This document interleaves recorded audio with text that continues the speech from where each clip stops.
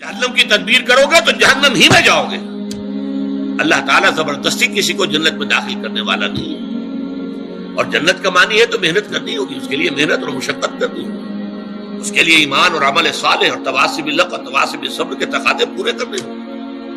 لہٰذا یہ ہمارے ہاں جو اللہ تعالیٰ کی صفت غفاری اور اللہ تعالیٰ کی صفت رحیمیت کا حوالہ جو ہے دے دیا جاتا ہے. ما غرک بربک الکریم ایک مرکزی مضمون ہے یہ اس سورت کا جو آخری پارے میں ہے، سورۃ الانفطار.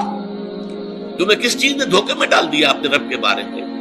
وہ کریم ہے، رحیم ہے، لیکن اس نے تمہیں اختیار دے کر تمہیں امتحان میں ڈالا ہے، اور اس کا نتیجہ نکلے گا تمہارے اعمال کے اعتبار سے. یہ ضرور ہے کہ محض عمل کی بنیاد پر کسی کی نجات نہیں ہوگی، اللہ کی رحمت کی ضرورت ہوگی، لیکن بغیر عمل کے تو وہ رحمت بھی آپ کو ملنے والی نہیں ہے. اپنی سی محنت کر کے اللہ تعالیٰ کی رحمت کا اپنے آپ کو مستحق ثابت کرو، پھر وہ رحمت خداوندی جو ہے دستگیری کرے گی. تو یہ چیزیں در حقیقت، اور ایمان کا بھی عام تصور کیا ہے؟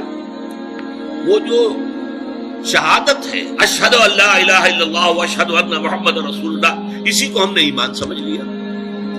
حالانکہ یہ تو اقرار باللسان سے ہم مسلمان تو ہو گئے. قالت الاعراب آمنا قل لم تؤمنوا ولكن قولوا اسلمنا ولما يدخل الايمان في قلوبكم. یہ بدو کہہ رہے ہیں ہم ایمان لے آئے، نبی ان سے کہہ دیجئے تم ایمان ہرگز نہیں لائے ہو، بلکہ یوں کہو کہ ہم اسلام لے آئے ہیں، ہم نے اطاعت قبول کر لی ہے، اور ابھی ایمان تمہارے دلوں میں داخل نہیں ہوا. جب تک یہ ایمان دل میں نہ کھل جائے وہ ایمان نہیں ہے. وہ کلمہ شہادت ہے، وربل اٹیسٹیشن ہے، وہ اسلام کا رکن ہے، ایمان کا نہیں ہے. ایمان کا رکن کیا ہے؟ ثم لم يرتابوا انما المؤمنون الذين آمنوا بالله ورسوله ثم لم يرتابوا. اصل مومن تو وہ ہے جو اللہ پر، اس کے رسول پر ایمان لائے، پھر شک میں ہرگز نہ پڑے، یقین کی کیفیت ہو جائے. پھر عمل صالح، جیسا کہ میں نے کہا قرآن مجید میں شاذ آپ کو بڑا تلاش کرنے کے مقام تلاش کرنا پڑے گا جہاں کہ ایمان کے ساتھ عمل صالح کی شک موجود نہ ہو، وہ لازم و ملزوم کی طرح ہوتے ہیں. پھر یہ تواصی بالحق اور تواصی بالصبر. تو یہ تمام چیزیں لازم ہیں، اور ان کے لزوم کو در حقیقت ذہن نشین کرنا، جیسا کہ میں نے عرض کیا کہ اس کی ہمارے اس منتخب نصاب کے درس کا مرکزی ہدف یہی، ٹارگٹ یہی کہ ہمارا جو تصور ہے فرائض دینی کا وہ بدل جائے. اب دیکھیے ان چاروں چیزوں کے اندر در حقیقت یہ چار چیزیں نہیں ہیں، بلکہ یہ ایک ہی سلسلے کی چار کڑیاں ہیں. ایک سے دوسری شے خود بخود برآمد ہوتی ہے. میں اس کو ایک بڑی سادہ سی مثال سے پہلے سمجھاؤں. دیکھیے دنیا میں کوئی معاملہ آپ کے سامنے آتا ہے، فرض کیجئے کہ کوئی جھگڑا ہے، کوئی تنازع ہے، کوئی قضیہ ہے. پہلا کام، اگر آپ واقعتاً شریف انسان ہیں، مضبوط سیرت و کردار کے مالک انسان ہیں، صاحب کردار انسان ہے، تو پہلا کام کیا ہوگا کہ آپ اصل حقیقت تلاش کریں امکانی حد تک کہ مسئلہ ہے کیا، کس کا حق ہے، کون برحق ہے، کون جو ہے اس کا حق ثابت ہوتا ہے. تو پہلے یہ ہے تفتیش، تحقیق، کہ حقیقت معلوم ہو جائے. ثانیاً اب جو حقیقت آپ پر منکشف ہو، اب اسے قبول کرنا دل سے، اور اگر اس کا کوئی اثر آپ کی ذات پر بھی پڑتا ہو تو اس کو عملاً اختیار کرنا. فرض کیجئے کہ اس معاملے میں کوئی ایسا پہلو نکل آیا ہے جس کی زد خود آپ پر پڑ رہی ہے، تو اس لیے کہ مجھ پر زد آ رہی ہے، یا میرے والدین پر آ رہی ہے، میرے رشتہ داروں پر آ رہی ہے، اگر غض بصر کریں گے، صرف نظر کریں گے، تو معلوم ہے سیرت اور کردار نام کی کوئی شے نہیں ہے، پھر بودا انسان ہے، کوئی حیثیت نہیں. جیسے کہ قرآن مجید میں سورہ نساء میں فرمایا گیا، یا ایھا الذین آمنوا کونوا قوامین بالقسط شہداء للہ وَلَوْ عَلَىٰ أَنفُسِكُمْ أَوِ الْوَالِدَيْنِ وَالْأَقْرَبِينَ. اے ایمان والوں کھڑے ہو جاؤ عدل کے علم بردار بن کر، اللہ کے لیے گواہی دینے والے بن کر، اور چاہے کوئی معاملہ ایسا ہو کہ جو تمہارے خلاف جا رہا ہو، تمہارے والدین کے خلاف جا رہا ہو، تمہارے رشتہ داروں کے خلاف جا رہا ہو، عدل کا دامن ہاتھ سے نہیں چھوڑو.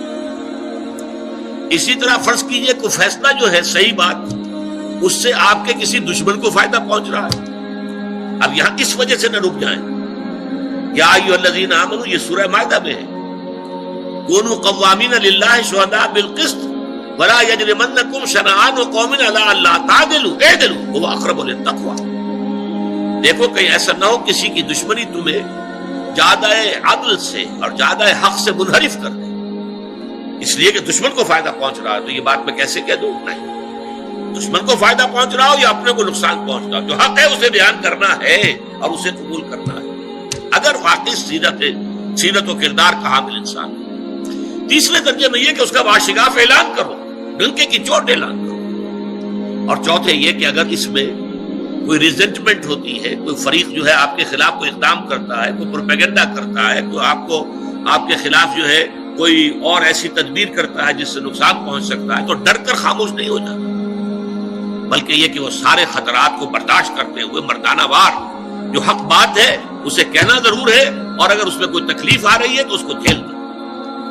یہ خود بخود جو ہے، یہ 4 قدم جو ہے، اگر انسان صاحب کردار ہے، اگر اس میں واقعتاً سیرت اور کریکٹر نام کی کوئی شے، تو یہ خود بخود ہوگا کہ ہر شے کی حقیقت تلاش کرو۔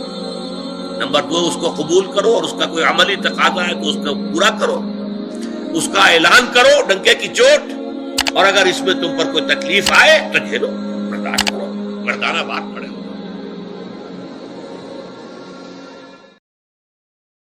پہلا رب نو یار دا شوق ہویا،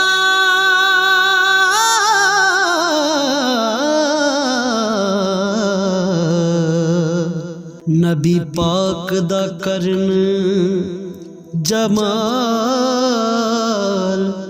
مائیں آیا وہی لے کے ہویا ترت حاضر، تے لیا یار نے یار نو پال